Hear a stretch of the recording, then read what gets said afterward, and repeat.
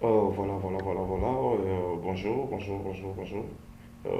Merci beaucoup. Nous revenons dans cette nouvelle vidéo. En fait, j'avais confondu les choses, excusez-moi. Ici, ça, ce n'est pas les sets, mais ça, c'est les types. En réalité, j'ai effectué les opérations des sets, mais alors que la déclaration, je fais avec les types. Les sets ne se déclarent pas comme ça, les sets se déclarent comme ça, avec des accolades.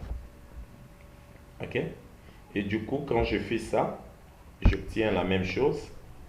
D'ailleurs, j'avais parlé déjà des sets, mais je n'avais pas tué attention. Si vous avez hier remarqué, quand j'ai dit type ici, ça ne me donne pas set, ça me donne type. Alors, je n'avais pas tué attention là. Mais quand je change, on me dit maintenant, c'est set. Alors, quand j'ai dit par exemple que, prenons d'abord que je vais ajouter tout simplement un élément, j'ai dit set.add, c'est comme ça qu'on ajoute, qui est différent des append, et puis insert. J'ai dit par exemple que je vais ajouter 6 dans ceci, et puis je vais imprimer ça. J'ai dit print set 1. Voilà, ça m'ajoute 6.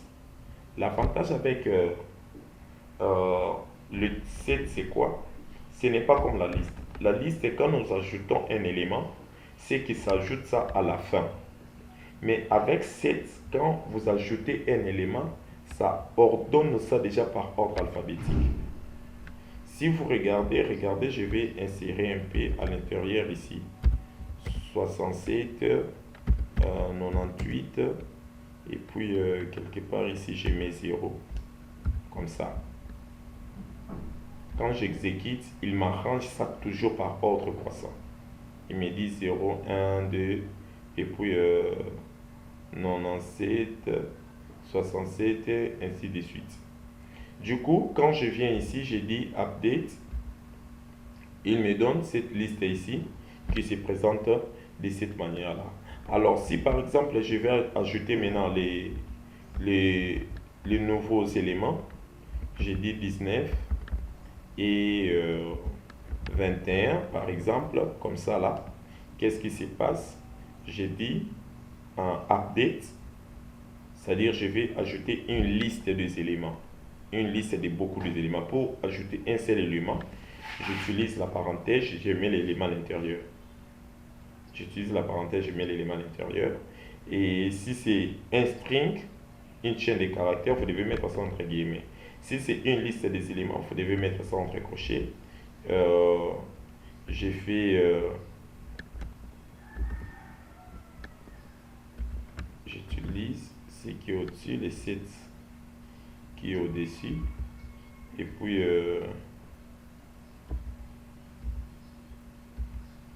j'ai fait ça, par exemple. Vous pouvez voir que ça passe directement. C'est-à-dire que j'ai 19 et je viens 20, 21, tel que ça s'affiche à l'écran.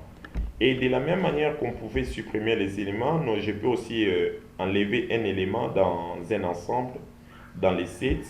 Qu'est-ce que je fais? C'est remove, suppression. J'ai dit set 1, set 1 point et remove, comme avec la liste. J'ai dit remove par exemple 98. Puis j'ai dit print set 1.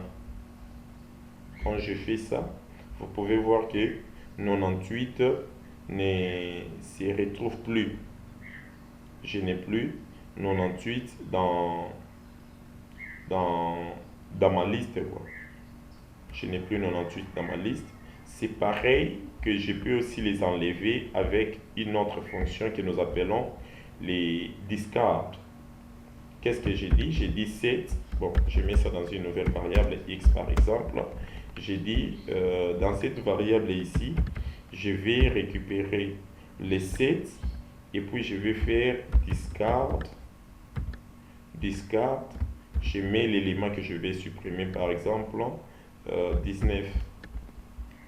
Par exemple 19. Et quand je dis print 7.1, regardez ce qui va se passer. Il va m'afficher les éléments, mais sauf qu'il n'y aura pas 19 qui sera affiché. Et c'est de la même manière que nous faisons avec Discard. Du coup, nous pouvons aussi faire les pop. Avec ça.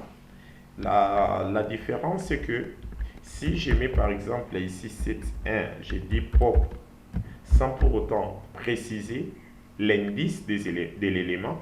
Rappelez-vous encore dans la partie liste, pop permet de supprimer l'élément se trouvant à l'indice fixé. Mais si vous ne mettez pas l'indice, pop va supprimer le premier élément. Ainsi de suite. Et quand je fais ça, il va me dire que non, 0 a été supprimé. Si j'imprime les 7.1, il commence par 1. Et pour supprimer carrément les 7 en question, je vais dire juste 7. Je vais dire 7.1 point clear. C'est-à-dire pour supprimer tous les éléments. J'ai dit 7.1 point clear. Voilà.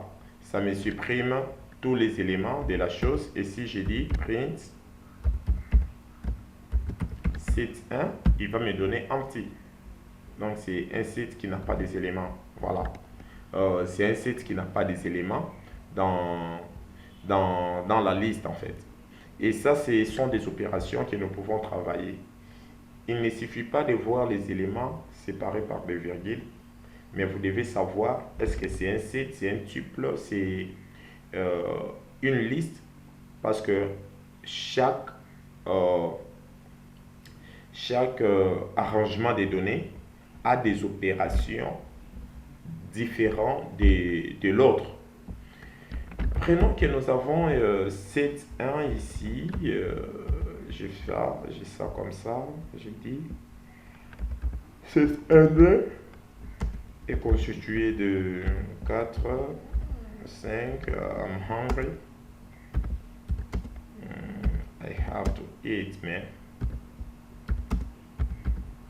J'ai ça comme ça. Et puis, j'ai ceci. Comme ça.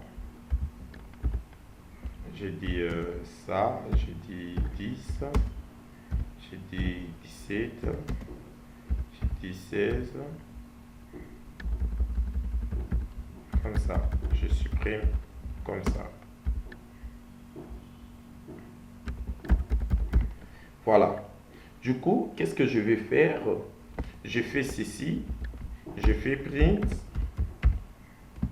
Regardez ce qui va se passer. J'ai dit 7.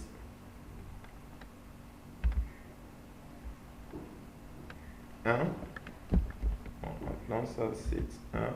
Bon, 7.2 et 7.3. J'ai dit 7.2. 7.3. Il me donne les éléments de 7.1 jusqu'à 9. Donc, il me fusionne en fait les deux éléments, mais en les ordonnant déjà de manière croissante. Cette opération veut dire tout simplement l'union. Il fait l'union. Mais vous pouvez aussi l'utiliser union pour faire en réalité l'union. Comment ça se fait? Il suffit juste de dire print. J'ai dit par exemple 7.1 point union. J'ai dit 7D. J'ai fait ceci. Ceci, c'est la même chose que ça.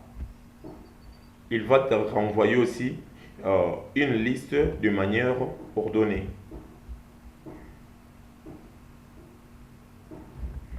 C'est 7.3, 7.2 et 7.3. de manière ordonnée. Voilà. Si vous regardez, on se retrouve avec la même liste entre les deux ensembles fusionnés. Je peux aussi faire par exemple print, j'ai dit set 2 et set 3. Je le fais comme ça. Quand j'affiche, il me dit qu'il n'y a pas d'élément commun entre les deux. Mais si je modifie ici, par exemple, je mets 9, et puis ici, je mets 4, j'exécute. D'abord, il ne me double pas les éléments. Il ne m'affiche pas 2 fois 4, non, 2 fois 9. Il m'affiche les éléments uniques pour les deux ensembles. Pour les deux ensembles. C'est pareil que l'union. C'est-à-dire que l'avantage parce qu'avec la liste, c'est que quand vous faites ceci, il vous fusionne, il récupère même les doublons. Alors qu'avec les sets, quand vous faites ça, il vous récupère les éléments uniques. Donc quand vous avez un data frame, vous avez un jet de données et que vous voulez combiner par exemple, regarder les éléments uniques tels que nous les faisons avec Excel, vous pouvez le faire avec Python et très facilement en récupérant les éléments d'une colonne et de l'autre colonne et de faire ça de cette manière.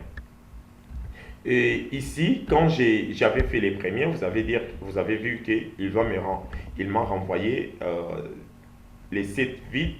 Cette fois-ci, si je le fais, il va me renvoyer 4 et 9. Voilà, il me renvoie 4 et 9. Pour dire que les éléments d'intersection, ça c'est tout simplement les éléments d'intersection. C'est-à-dire les éléments d'intersection se trouvant dans la liste 1 et qui est aussi dans la liste 2, c'est ça. C'est comme ça que ça se présente.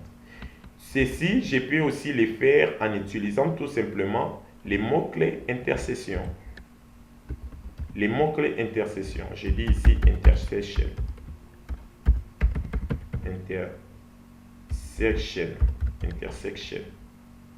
Intersection. Oui. Voilà, il me dit 4 et 9.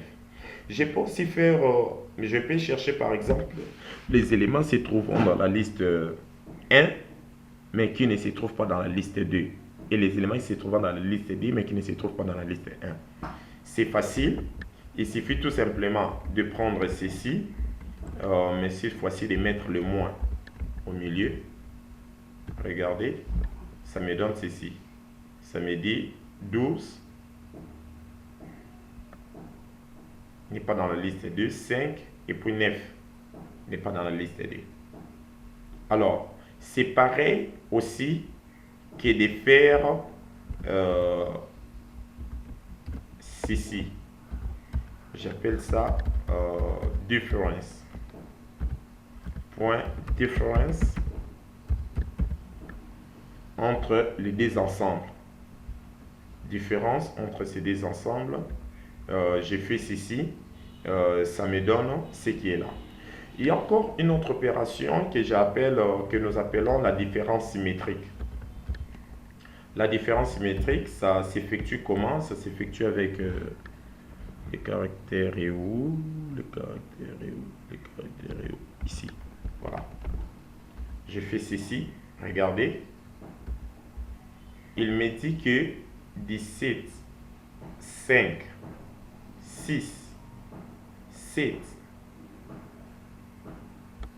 12 et puis 29, ce sont là les éléments qui ne sont pas des éléments communs entre les deux ensembles. Ici, nous retrouvons les éléments communs entre les ensembles, mais ici, nous retrouvons des éléments distincts, en fait, les éléments qui ne sont pas partagés entre les deux ensembles. Pour ceux-là qui font un peu les bases de données, c'est comme si vous faites la jointure externe. La jointure externe, avec la jointure, nous avons la jointure interne, la jointure left, right, le full join, et ainsi de suite.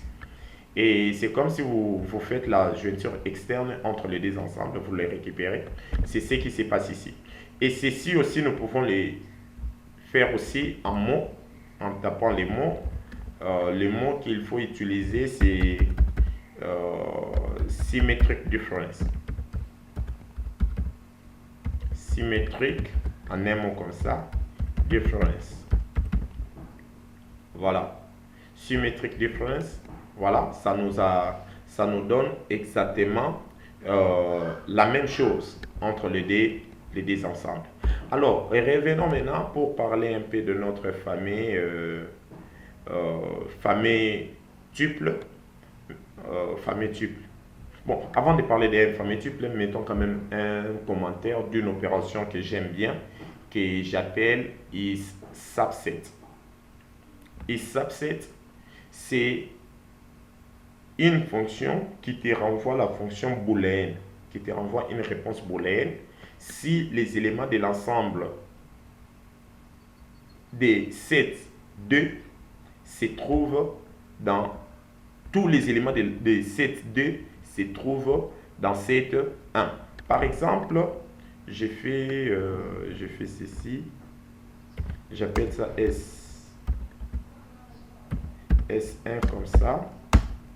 Je déclare, je dis par exemple Congo, Gabon,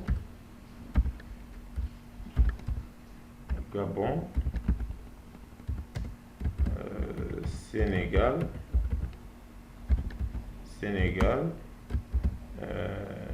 Ghana, et puis Libéria.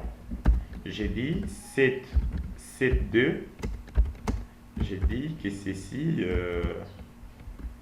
Libéria, et puis Ghana, et puis Congo. Je fais ça comme ça. Si j'ai dit print S1 is subset, c'est-à-dire un sous-ensemble, et être sous-ensemble de S2, c'est-à-dire je lui pose la question si ceci est un sous-ensemble de S2. Regardez, je vais faire aussi print S2 is subset de S1. Ici, je suis en train de vérifier si S1 est un sous-ensemble de S2.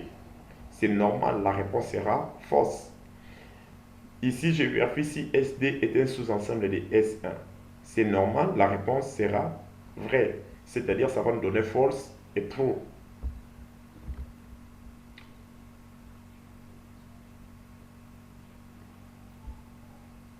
Libéria, Ghana et... Pourquoi on me dit que c'est faux? Vous voyez?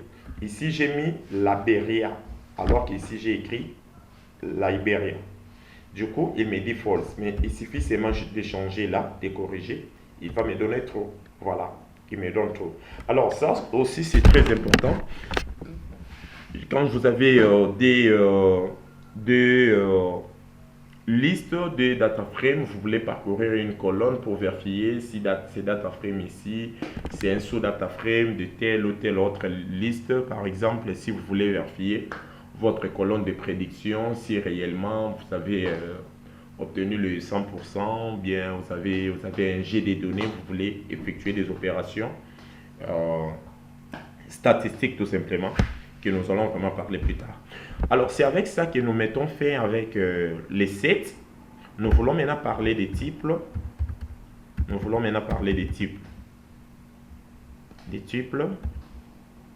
Les types, comme j'avais dit, ça se déclare avec, j'appelle ça type 1, ça se déclare comme ça, avec des parenthèses 1,2, 3, 4, 5, 6. Voilà, j'ai fait ceci, j'ai dit print. Cette fois-ci, j'ai dit tuple 1. Il va m'afficher ceci. Et si j'ai dit print, j'ai dit type type tuple 1, il va me renvoyer tuple. C'est les tuples réellement proprement dit. Alors, c'est un peu de cette manière ici que nous pouvons afficher les éléments des tuples ou bien de tel autre truc. Si je veux par exemple afficher l'élément de la position in,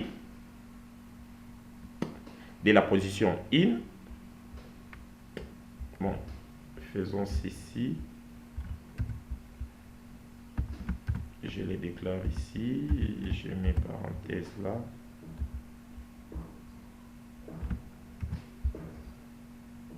J'amène ça là, je supprime ça, j'appelle ça T1.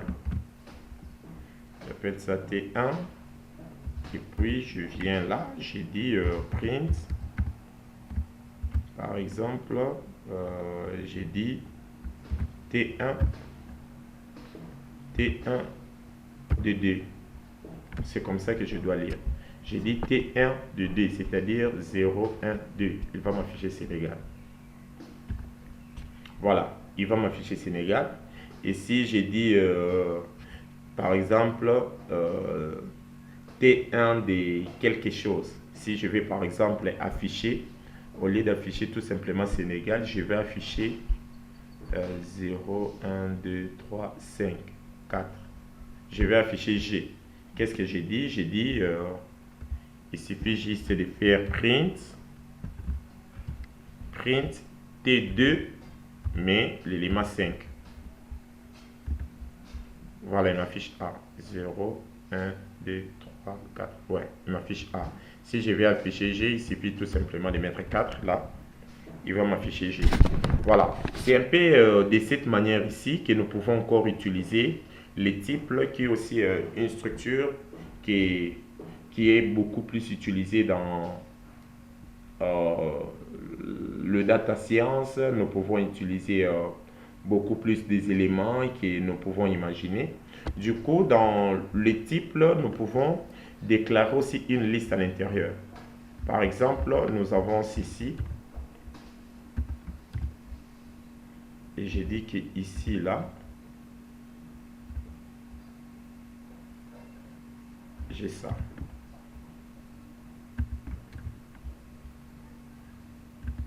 Et quand j'ai dit T1 de 1, il va m'afficher ceci. Mais quand j'ai dit T1 de 1, regardez, il m'affiche Sénégal. Donc,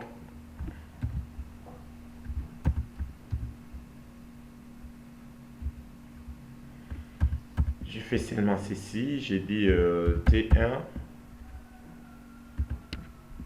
il me dit Gabon, Sénégal, ici il m'affiche Sénégal. Pourquoi Gabon, Sénégal? Parce que ça c'est l'indice 0, ça c'est l'indice 1, ça c'est l'indice 2, l'indice 3, ainsi de suite. Alors, c'est très important de présenter les choses de cette manière ici. Les opérations que nous avons vues avec tuple et avec set, nous pouvons aussi les faire ici. Par exemple, si nous avons TD égale, j'ouvre comme ça, j'ai dit 1, 2, 3, et puis nous avons TD, T3 égale, je fais comme ça, j'ai dit par exemple comme ça. Je peux faire aussi la concaténation entre les D7 quoi. Entre les D7, j'ai dit par exemple que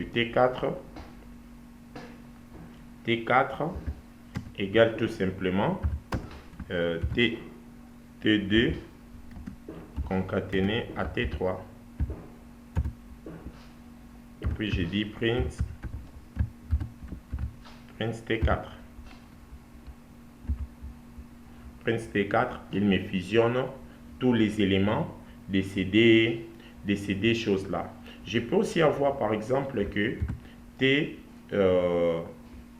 T6 par exemple égale, j'ai dit par exemple,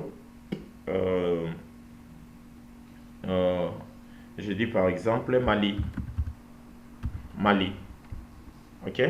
Mais j'ai dit que pour ces Mali ici, j'aimerais afficher ça 5 fois. J'aimerais afficher ça 5 fois. Qu'est-ce que je fais? Je dis tout simplement ceci multiplié par 5. Ceci multiplié par 5. Et quand je dis print T6 comme ça, il va m'afficher Mali 6 fois. Il va m'afficher Mali 6 fois. Et par contre, l'opération des del, telle qu'on avait vu avec la liste, ça ne s'applique pas avec les types. Je suis là, je fais ceci, je dis del T. Bon, oui, si je vais supprimer une liste plutôt, type, je peux le faire très facilement. Parce que ici, si je dis par exemple, je fais print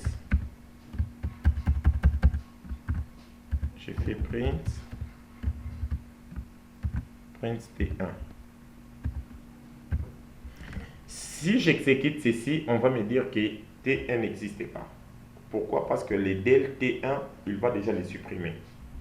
Quand je fais ça, regardez, il me dit T1 is not defined. Pourquoi? Parce que le T1 n'existe plus. Alors que si j'ai fait ça, j'exécute, il va m'afficher les éléments de T1. Donc cette opération ici permet de supprimer les types. Alors que quand je fais la même chose avec 7, ça me supprime les éléments de 7, mais ça me laisse les 7 vides. Alors, pareil, si je peux aussi descendre un peu plus bas, par exemple, quelle opération que nous pouvons faire avec type, j'ai dit par exemple, je vais connaître la taille aussi. Oui, c'est pareil. Je peux aussi connaître la taille. J'ai dit taille de T1. Il va m'afficher. Il me dit c'est 4 éléments. C'est normal. 0, 1, 2, 3, 4. Et puis, c'est pareil aussi de faire par exemple T1 point count. J'ai dit T1 point count comme ça. J'ai dit par exemple Liberia.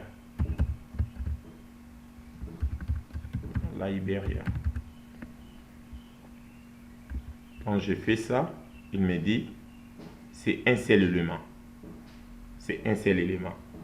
Du coup, si je dis que print, je vais connaître par exemple l'index. J'ai dit print T1.index. Index de quoi? De Liberia. L'index de Liberia, ça me donne quoi? Il me dit que l'index de Liberia c'est 3, ce qui est normal, c'est 0, 1, 2, 3. De l'index de Liberia est 3. Alors, c'est par ici que nous terminons avec les types. Prochainement, nous allons commencer avec dictionnaire.